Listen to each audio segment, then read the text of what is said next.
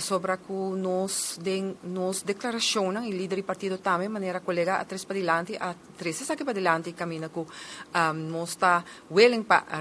renegociar sobre o lance paquete não aqui, da medida não contra nosso povo. Então, para o que se trata é aspecto de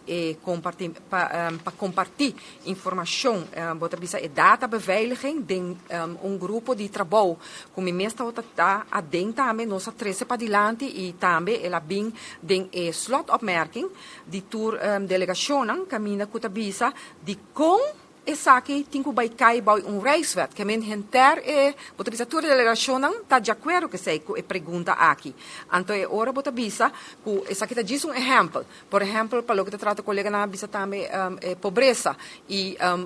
cria emprego de nossa comunidade para sobra e lance paquete não aqui tá medida não contra nosso povo por exemplo são de saúde pública onde que nos gente não tá hora confrontar com não tem que pagar para medicina não então tudo isso aqui não vai afetar nos vai mais de pobreza sendo que nós não está trabalhando na melhoração então essa aqui é bem hopi dilante e por bisa que enter bota bisa plataforma de epcota carga essa aqui também que men donando atromita repetir donando a operação para que também para sobrar governo que nos tem na Aruba ministro-presidente dictatorial trabalha Holanda ela firma com Holanda firma para lançar paquete espera que era puxa nós corro nós não aceitar corro a o que lança paquete também na mesa e nós estamos puxar que nós temos que aceitar essa aqui. Então, é hora de bisa, maneira colega da Raison Transparente, diálogo, não tinha diálogo. E nós estamos confrontar a trobe aqui dentro, não mesmo membro não, de delegação, que tem que sostener o governo, senhora Trump Lee, a Transparente, onde esta bisa que não há suficiente, não há informação, que aceita a realidade que nós estamos viva dentro do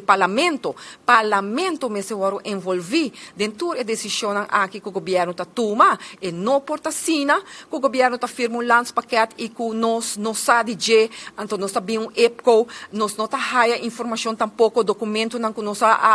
pedi que nós lo haya também de governo como preparação para